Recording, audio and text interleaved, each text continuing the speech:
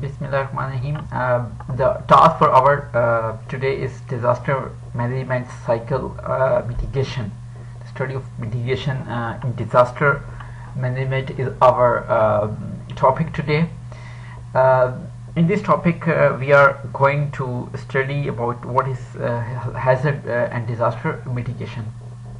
Now, up to it that what is mitigation? Mitigation means to overcome any the effect, bad effect, or anything that will cause you harm. To reduce its harm or to try to reduce its harm is actually mitigation, and it's a very broad term actually. People use it in many contexts about mitigation, but according to disaster, any kind of activity that you actually are doing in order to minimize the impact of disaster. Mitigation means the action of reducing the severity, seriousness, or painfulness of something. In disaster management terms, actually, these are the actions that take place to reduce or eliminate long-term risks caused by hazards or disasters, such as flooding, earthquakes, wildlife, landslides, dam failures. Now, these are all disaster mitigation activities. It is supposed to due to limited resources. It's a thing that the collaborative efforts at the government and private and community levels are necessary to in order to overcome this type of disaster mitigation efforts, because it's not one person task or one person or one community. It's the whole, everyone is involved in this. Government is involved in, private sector, community level. All these people are doing their part. Now, this level of calibration requires a coordinated and organized effort to mitigate against, prepare for, respond, and recover from emergencies. Now, upon there are some definitions which are actually terminologies which are going to go through. First is disaster management cycle. Now, it says that disaster management cycle is a cycle with phases that reduce or prevent disaster. It's a very famous term about disaster management cycles. Actually, it is consists of actually it has four parts, and mitigation is one of its parts. The other one is preparedness, response, and recovery. Now, it is a whole cycle. That first it's mitigation, we'll study it later. It's a part of that cycle. The other parts are preparedness, response, or recovery. Now, mitigation, we have studied the reducing or minimizing impact of hazard or disaster to reduce, to lessen the effects of the hazard. Now, the next term that we'll use is risk management. Now, risk management consists of identifying threats, determining their probability of occurrence, what kind of threats are actually you're going to encounter. As we know that risk actually, if you write down risk is what is risk. I mean, if you talk about risk, risk is the product of right here. Okay, risk is the product of three things: hazard into vulnerability into value. Now, this is risk. Now, hazard is actually there are three terms here. Hazard. Now, hazard is anything that quantifies the risk of anything. In order to quantify the risk of anything is hazard. It doesn't matter whether this hazard may be converted into disaster or it may not be converted into disaster, but its hazards will remain there. For example, there are many can do in earthquake seismology, for example, in seismic or earthquake engineering, for example.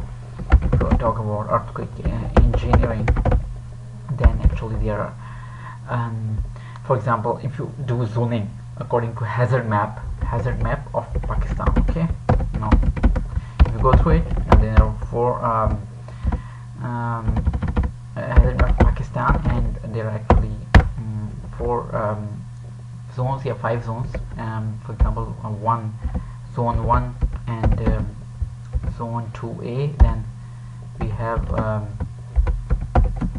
2A, Then we have zone 2B, and then we have zone 3, and then we have zone 4. Now these are actually hazard maps, which hazard map of Pakistan. Sorry, we have zone 4.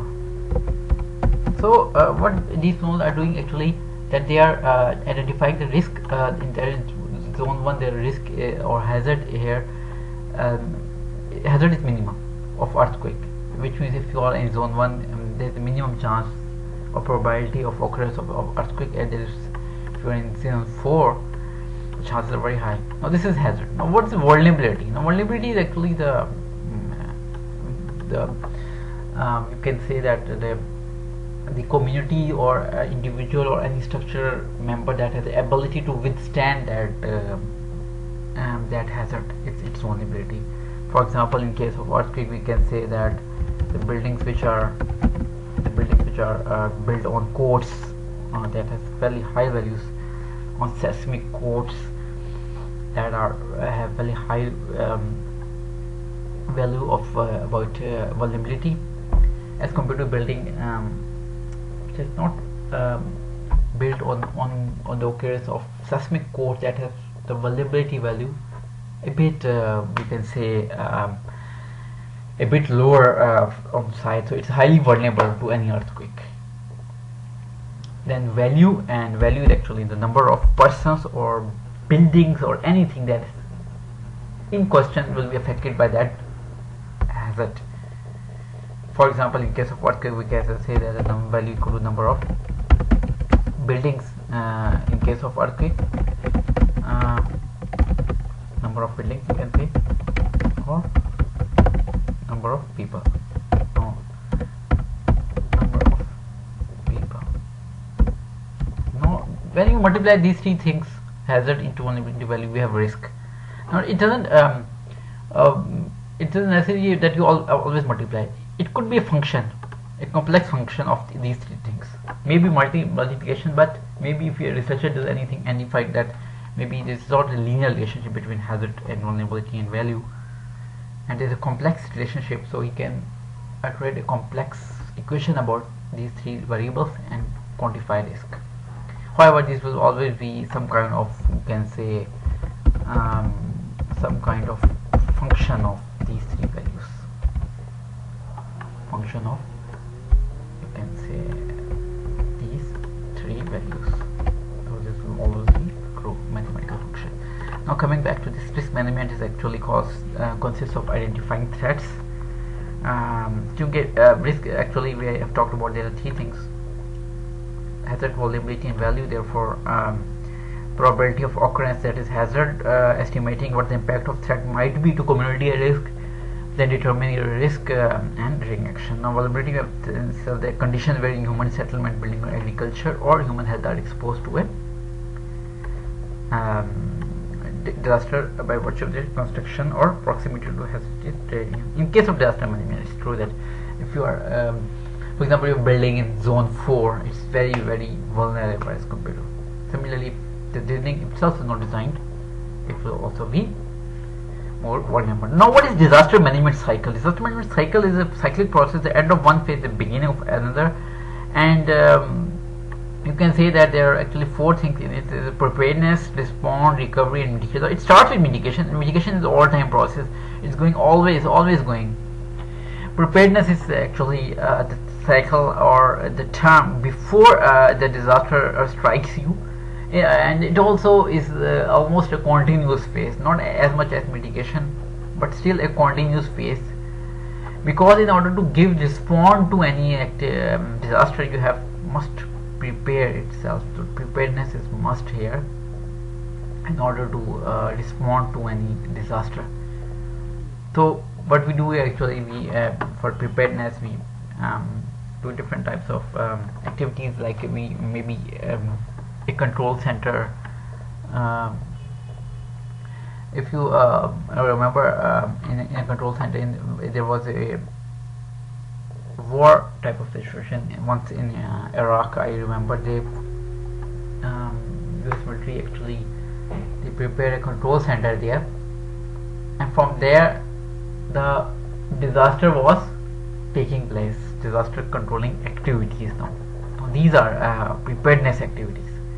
From that they were controlling all war.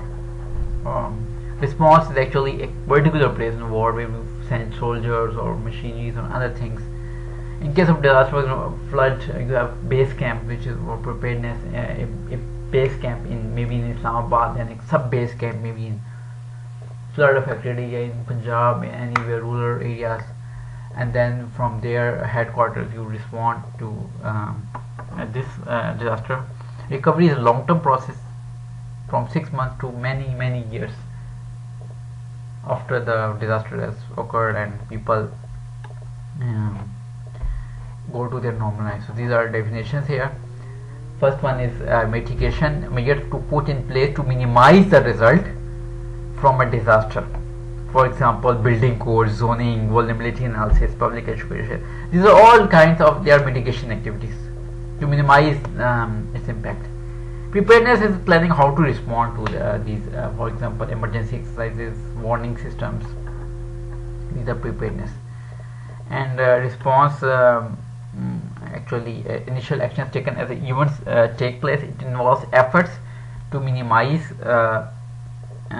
the hazards created by disaster. For example, evacuation, search and rescue. These are all response activities. Emergency relief, in some cases you see people actually, there are warning systems installed here. All these kinds of activities are response. Then recovery is a very long-term process, returning to the community to normal. Ideally, the affected area should be put in condition equal to or better than it was before. Temporary housing, grants, medical, all these types of are actually included in the recovery phase. Now, what is disaster mitigation? It has two components. One is structural mitigation and the other one is non-structural mitigation. Now, structural mitigation actually here construction project with reduced economic and social impact. Now, structural mitigation is the physical process or physical changes or act of protection from diseases or hazards, and when a family of resources their home to make it more windproof or earthquake proof. These are all types of structural mitigations.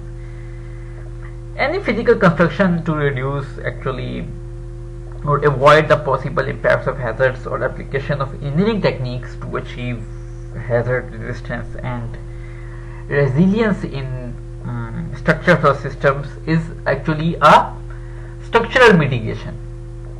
While non-structural measures are anyone or anything that are activities that are not in the, you can say, in physical impact.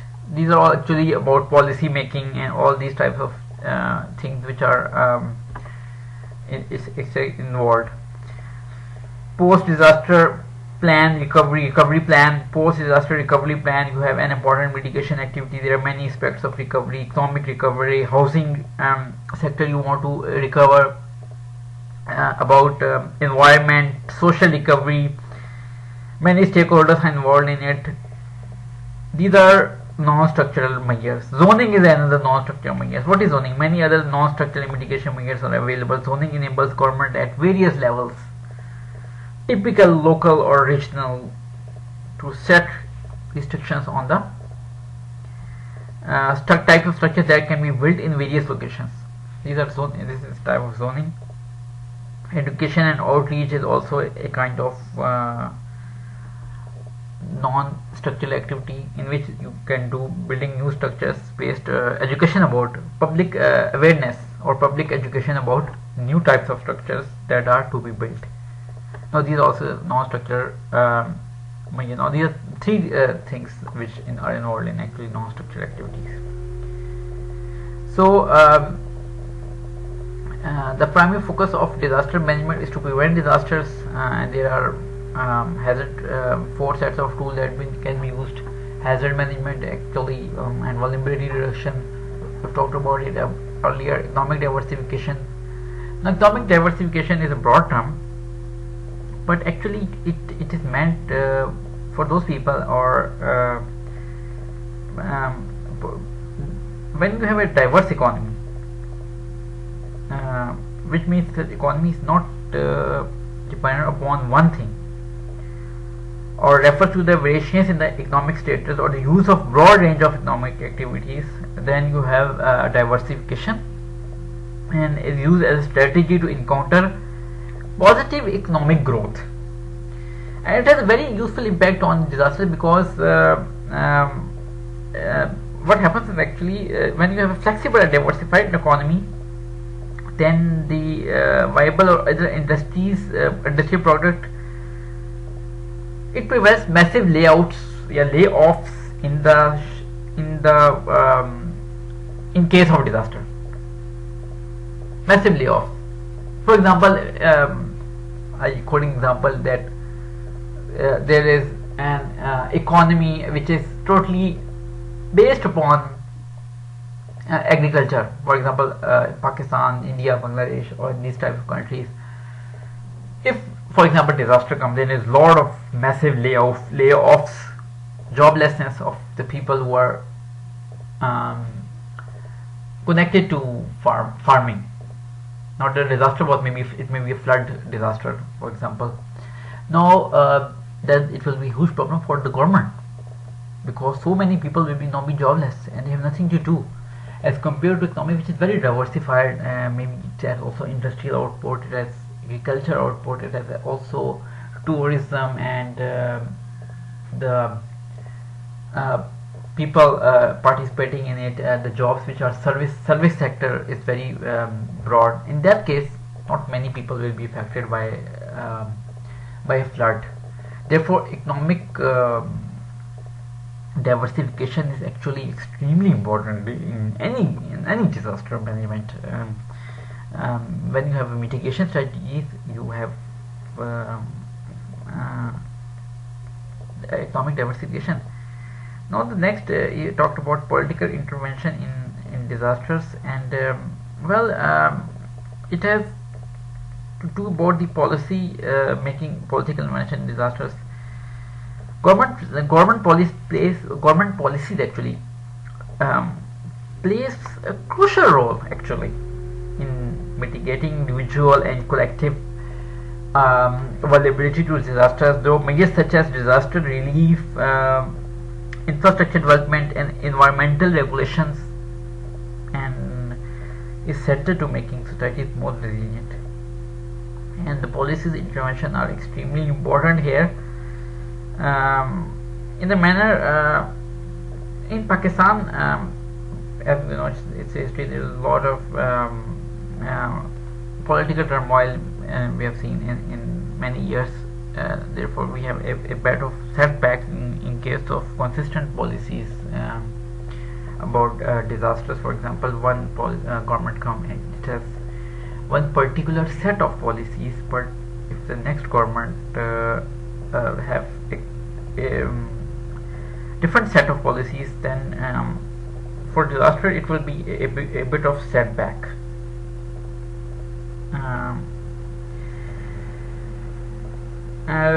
Which as well, first of all, the political intervention means identifying the political economy of the region. What is the prioritization about different development indicators, and how many you are going to spend on disaster risk reduction, preparedness, and response in a timeline complex. So in this way, ensure that a disaster in policy making, we have to ensure that a disaster risk reduction is a national and local priority with a strong basis for implementation.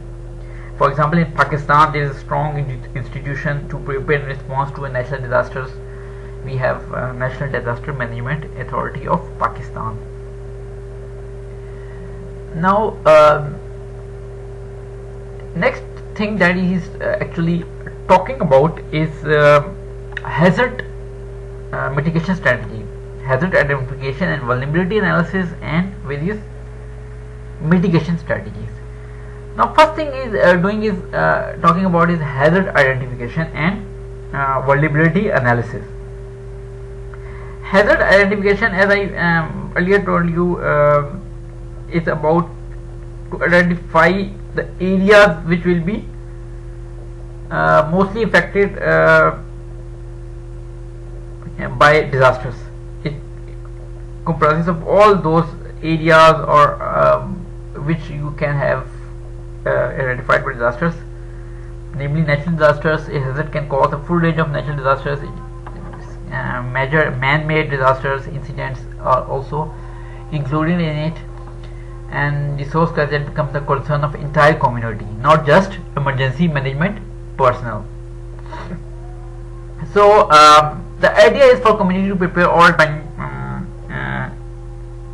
and in the global context, the term hazard identification is also in line in curve with the hazard assessment of multiple hazards, not only a single hazard, and which is a very complex task. And there are multiple hazards, and when more than one hazard actually impacts the same area, there arises a multiple hazard situations. And the planning process in development areas does not usually include measures to reduce hazards. As a consequence, natural hazards causing needless human suffering, economic losses from the early stages, then should assess natural hazards as they prepare investment projects and should promote ways of avoiding or mitigating damage caused by hazards. Well, what I meant to say is that, for example, for example, you're building. If, for example, a government initiate a building a housing scheme or housing projects for people. Okay. Now, hazard identification should not be like it's a separate thing from earthquake analysis or earthquake engineering. Hazard analysis actually, when you are preparing a housing sector, for example, in areas where they are prone to earthquakes, then naturally the building government should present a guideline that how you will go out with that housing scheme, incorporating earthquake disaster. For example, we have after 2005 era earthquake reconstruction and rehabilitation authority. It was actually exactly doing that thing. You're constructing a house, you have funds in it, but you have allowed some extra fund maybe for seismic provisions. Maybe that extra fund should maybe go in the research about buildings that are seismic, that are earthquake resistant. That maybe go to research, that maybe go to public awareness or policy. That extra money can go to extra things that are required to implement that plan of earthquake resistant areas. This is hazard identification, and then the vulnerability analysis. Actually, you have to do the vulnerability analysis of the building stock of that area in which earthquake can come, and that's vulnerability analysis. And in practice, however, since there is not one kind of disaster, now what actually is trying to say is that not always one type of disaster is coming. There are multiple kinds of disasters that come and strike the area. Therefore, actually, the hazard identification will be and vulnerability analysis will be quite a complex task. For example, there is a situation here in which he is carrying the preparedness for one hazard or disaster may increase your risk to another. Structure designed to withstand hurricane force winds may also incur or cause greater damage if there is an earthquake. In hurricane, for example, you go to the basements, because hurricane is a force or type of force which is on the ground. Therefore, when you go to the basement or shift to the basement, actually, and the surface force, you may be able to survive the surface forces of hurricanes. But if you design a house which is totally in the basement and you have nothing on the ground surface, and a big earthquake came, then in the evacuation in basement is actually more difficult than the evacuation on the ground. And therefore, if you prepare for one disaster, the preparation for second disaster becomes less.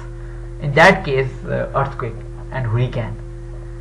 So you have to, what you have to do, you have to actually strike the balance and adopt the best practices there. And then there are some disasters that are totally in 21st century. We have never seen that before. There are chemical spills, there are ecological disasters, there are explosions, there are major transportation accidents, there are mitigation involving disaster, both natural and man-made. Now what do you do in these type of disasters? Now you cannot rely on old schemes and old methods. Every new types of which disaster whichever is evolving and which was not there before, you have to take the extra steps in order to identify or safeguard the community about it. Now the most crucial part of the implementation of mitigation strategy is full understanding of the nature of the hazards and faced by time to time. Now some countries prone to floods and droughts, others for example are technological disasters, there are industrial development disasters, and there are every kind of particular location in which hazards are mostly likely. Now vulnerability assessment can rent house. Furthermore, targeting mitigation efforts to rely heavily on correctly assessing vulnerabilities. Vulnerable assessment can extend to social groups. People who rent houses rely on landlord to repair damage, and if you don't have any kind of policy to force the landlord to make those changes, then in case of disaster, those people will be homeless. Similarly, food growers sending their products to market through single mountain path will be unable to sell their product. In a mountainous area, you have only one road, and all food products are you are selling from that area. And for example, there is a landslide and this road blocks, and then you do not have any alternate route or to sell to the market. Then the people will big trouble there. So this is the developing an alternate route for the markets and building construction number of routes is very important in a time of disaster. Now mitigation strategies we will discuss one by one. First is the adjusting normal development programs to reduce losses. For example, I have just previously also mentioned if you have for example a variety of crops and they are more wind, flood or drought resistance, then you have areas prone to flood and drought. They will be more about you have to readjust all these activities in order to enable or minimize that loss. You have to do adjustment bit of work. For example, in flood prone areas, you simply have select the crop which is less resistant to water in retention. For example, rice. Similarly, the drought in drought areas, you have to find the crops which require minimum amount of water for their sustained growth. So these are types of activities, mitigation activities.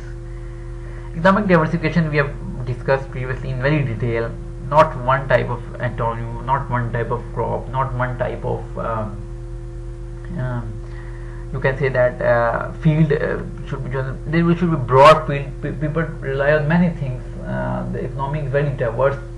Every sector in different ways is contributing to this. And the more developed the country is, the more economic diversification it will have. It will not be depending on. There are actually some exceptions as well. A very small country which can depend on maybe one thing and they can recover, maybe recover in long term, but most of the cases, in 90% of the cases, the economic diversification is actually what will give you a part. Now, developing disaster response resistant economic activities. Some economic activities are relatively unaffected by disaster. For instance, situation, warehouses in floodplains may be more appropriate than manufacturing plants in the same location. Now you have now this is the policy making decisions. You have an area which is, for example, very much prone to floods, and now you want about you have two choices. Either you build a large warehouse, you can store, for example, 6 months, 1 year capacity, and second, you can install a manufacturing plant here. Cost may be a bit higher for manufacturing plant, but you can't do it in a flood prone area. You go for warehouse. For plant manufacturing plant or manufacturing plants, you prefer the areas which are outside those disaster management, disaster stricken areas. So this is about the developing disaster resistant activities. Second quote is coconut palms could be more suitable than, for example, cyclonic prone areas. Now, next is disaster mitigation and infrastructure